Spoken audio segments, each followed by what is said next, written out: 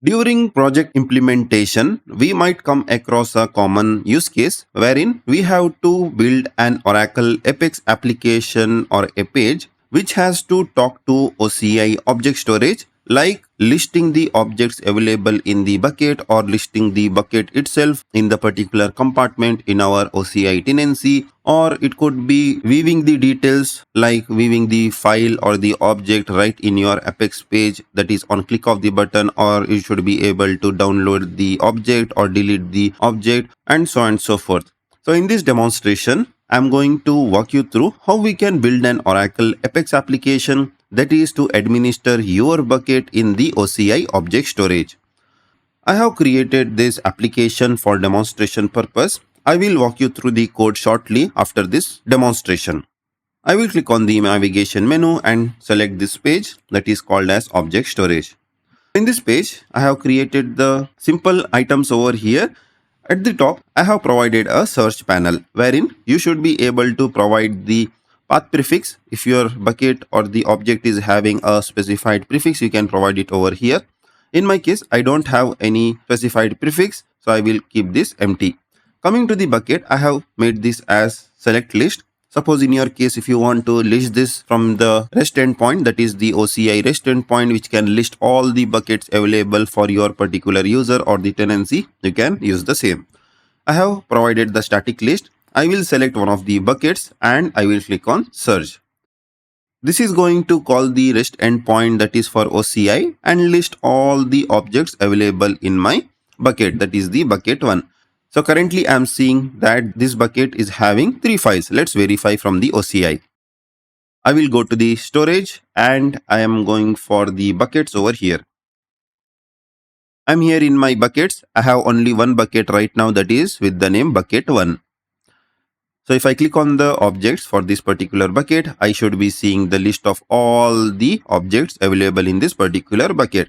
I'm seeing that I'm having 3 files or the objects, and it is showing the same over here. Now this was regarding the first verification for our object storage, that is listing the right number of objects in the Apex page. Now if the user wants to view this, then they don't have to download, they can just click on this hyperlink. So I have made the column as hyperlink. Just click on this. This is going to talk to again OCI Object Storage, and it is going to show the preview of this particular file in the Apex page. Here if you see, I'm seeing the preview of this particular object or the file right in my Apex page. Suppose if the user wants to download, they can just click on this download button. That is, on click of the download button, it will download the file. So this is the same file. Suppose if the user wants to close and view another file, that is this one, architectural space, they can click and they can view the second file. Similarly, they can download. Now this was possible by making use of again the OCI REST endpoints. The third feature which I have added over here is the upload. You should provide a feature wherein user should be able to upload their own file. Click on this upload. Here we can select the bucket. Suppose if you want to auto populate, then that also would be fine. And user should be able to choose the file. So this is nothing but the upload file page item. I have put it over here. Just click on this. I will be selecting one file, that is this one, and click on open. So currently I don't have this spaces one file in the list. Click on submit. So this is going to again make use of OCI REST endpoint, and it is going to upload the file. And here if you see, our list got updated successfully, and we could see that our architectural spaces.pdf file has been uploaded to the object storage successfully. So this is the file. Now let's verify from the OCI whether it has uploaded successfully or not. Let me go to the buckets, click on actions and refresh. Here if you see, our architectural spaces file has been uploaded, and I am recording this class on May 25th of 2026. So this is how seamlessly we can build an Oracle Apex application, that is by making use of all REST endpoints for OCI. Nothing has been stored on the database. Suppose if you want to sync the objects or the bucket information to the database table, then that would be also fine. Now let's see how we can build this application or the page step by step. I have listed down the 3 steps which we need to follow in order to achieve today's demonstration. First and the foremost thing is the web credentials. In order to talk to OCI using the REST API or the REST endpoint, we should be having the OCI signature one for a particular user. Then only we should be able to authenticate the REST endpoints. For this purpose, we have to generate the key pair in the OCI so that we can register the same in the Apex web credential. We hope that you already know how to register or generate the API signing key in the OCI. Suppose if you don't know, here is the link and the same has been provided over here under the references. I'm here in the official documentation page, that is for OCI. From the table of content, you have to go to the managing access to resources, under that the managing user credential, then adding an API key. Here Oracle has demonstrated each and every step which we need to follow in order to generate the API key. Suppose if you are not familiar, then we have to go to the identity and security, click on the appropriate user for whom you want to generate this particular key. Then you have to navigate to token and key. I'm creating this for OCI admin 01 user. Then you can just click on add API key and you can download public and private key. And all other information you should be able to get from here. Fingerprint, the user ID, compartment ID, tenancy ID, everything. So once you have generated this, then we have to register the same in the Apex web credential. Let's see how and where we have to provide the same. In order to create the web credential, you have to go to the Apex homepage. Then from here, you have to go to the workspace utilities, click on all workspace utility. From here, you have to locate the web credential. I have created this OCI Object Storage credential. Suppose if you don't know how to create, just click on this create and follow the prompt. Click on Object Storage credential. Here you have to select the authentication type as OCI native authentication. User OCID, everything you will get over here when you register or generate the API signing key, that is over here. Apart from fingerprint, you should be able to get each and everything after you add the API key. And the same, I'm populating it over here like the user OCID. Private key is the one which is nothing but what you will get on click of this, the download private key. So this is the one we have to copy paste. You have to copy paste exactly what you see in that file. Then the tenancy ID, fingerprint, and you have to provide the object storage URL for your particular region. I'm making use of US Ashburn 1 region, so I'm giving the same. So if you see, I'm in the US Ashburn region. And everything else I have kept it default. Once you have created the web credential, then you have to create the REST data sources. Now I have shown you multiple things over here, that is listing the objects. And if you just click on this, it is going to show you the file. So it is downloading the file from the object storage. And similarly, when you are clicking on upload, it is uploading the file using the REST endpoint. So everything I'm making use of OCI REST endpoints in order to build this page. In order to know how to navigate to the REST endpoints for OCI, we have to go to the official documentation page for OCI, that is for API references and endpoints. Suppose if you don't know how to navigate, this is the URL. I have put it in the references. From the table of content, you have to go to Object Storage Service APIs. Suppose if you click on this and click on Home, here you should be able to get the endpoint URL for your particular tenancy. And the same you have to give in the web credential when you register your OCI authentication credential in the Apex. So here we have provided the US Ashburn region. That is this one, that is applicable for my particular region. So as per your region, you have to provide.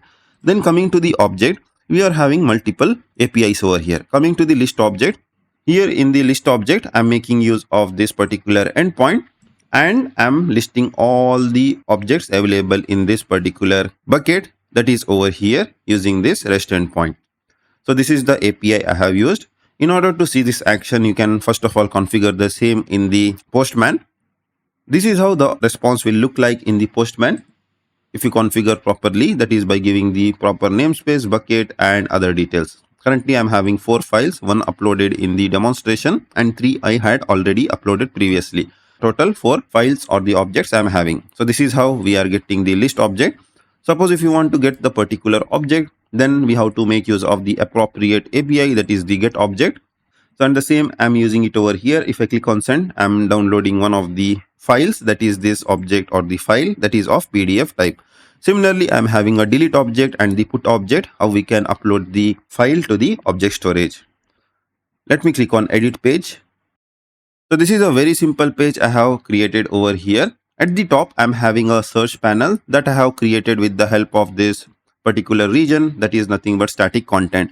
And then I'm having this prefix and the bucket name. So these are the 2 page items. And this bucket name, this I have made use of the static list over here. That is the select one component or the item. Next, I'm making use of few items which I'm not using currently. That is for pagination. We will learn more about pagination shortly in our coming classes. If I click on upload, this is the upload button I have provided. On click of this, it is going to open up the dialog. That is the modal dialog. Suppose if you see over here, this is going to open up the page number 4. Let's now navigate to page number 4.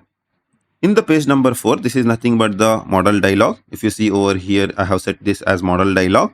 And I'm having a simple form over here, which I have created with the help of static content. First item over here is the file upload, because of which we are able to select the file from our computer. On click of this, it is going to open up the file explorer. Then I'm having a bucket. So this is nothing but the select list, what you see over here, and the file name. Coming to the submit is nothing but this is a button which is going to submit the page. Now on click of the submit, I have created a upload file. So this is the execute code process I have created. Basically what I'm doing is I'm calling the upload API, that is this REST endpoint, what you see over here. I have to provide the namespace, bucket and the object, and in the body we have to just upload the binary file. So this I'm achieving with this PLSQL code, where I'm just putting the application octet string media type, and then I'm uploading the blob content, whatever I'm uploading with the help of the file upload page item. Now in order to call this particular REST endpoint, I have created a OCI OS upload. So this is the web service module I have created. With this, we are going to avoid hard coding of credentials in our application. Now in order to know how I have created the REST data source, we have to go to our application homepage, go to the shared components, go to the REST data source. And here if you see, we are having the OS upload. So this is the REST endpoint I have registered. Basically, I have given the base URL over here, that is for my particular region. So this information you will get from the Object Storage Service API home. And then coming to the put object, here you will get the HTTP method, that is put, and the relative path.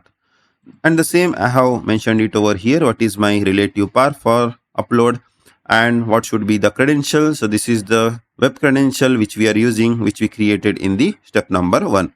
Then I'm saying this is the put, and those are the URL patterns like the namespace, bucket and the object name. If you see the documentation, so these are going in the URL or the path.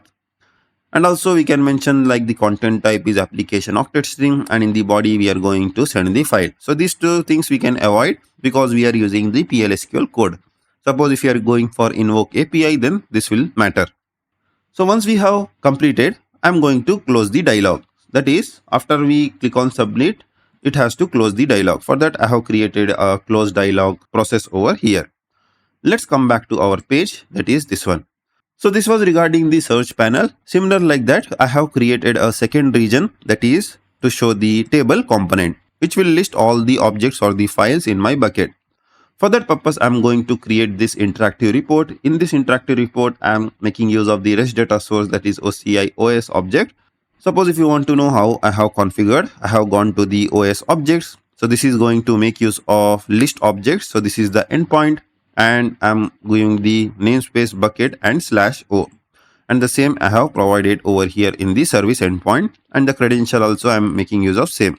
So with this, we are going to make use of the single web credential for all the REST endpoint calls. Regarding the operation, that is get, and all the parameters which I will be using for this particular endpoint, I will be listing it over here. So you can provide the compartment ID wherever your bucket is hosted. So my bucket is in development compartment, and I'm giving the compartment OCID over here. Similar like this, I have other APIs as well, that is to get the object. Suppose if I click on the particular file or the object, it is going to open up the file. So this is happening because of this get object, that is this one. In order to get the object, I'm making use of this particular endpoint, that is the get objects REST endpoint. Suppose if you want to have a look at the documentation, then this is the get object REST endpoint, and the response should be in the binary. And the same I have configured it over here, that is my HTTP method, response is binary, and other details like the URL pattern, namespace, bucket, object name. So this is the simple configuration we have to do in order to consume all the REST endpoints of OCI in our Apex page. Similar like that, if you want to list the number of buckets or the list the names of buckets available in our particular compartment in our region, then we can make use of the namespace /b. Suppose if you want to list the buckets, then you can go for the buckets endpoint and go for list buckets. This is one. Suppose if you want to show the list over here instead of static list, the buckets list which we are getting from the REST endpoint, then you can go for this method. I have created the REST data source over here, but I have not consumed this in my application. So on click of the search, what I am doing is I am controlling the action. I'm not submitting the page, that is with the help of dynamic action. Suppose if you see over here the dynamic action, that is on click of the search, that is the refresh button, that's over here. This is for pagination I am using. I will explain in the next class. I am first of all showing the objects. I will just refresh this page, click on reload. Here if you see, first it is hidden. So by default my interactive report is hidden. That we can do with the help of this dynamic action. That is, I'm going to hide the region and my interactive report region name is objects. So first of all, I'm going to make this as show, and then I'm going to refresh the object, that is the interactive report. So this interactive report is directly connected with the REST data source. It will automatically call the REST endpoint when it is getting refreshed. Then coming to the name, I have made this as hyperlink. So you can make this hyperlink using this HTML expression that's over here. I'm just giving the bucket name and clicking on search, and it is going to open up the model dialog. Like how I have explained, we can create the model dialog easily with the help of Apex application. And then I have provided a button at the right top corner. On click of this, it is going to download the file. So this is a very simple application I have created in order to administer your object storage objects.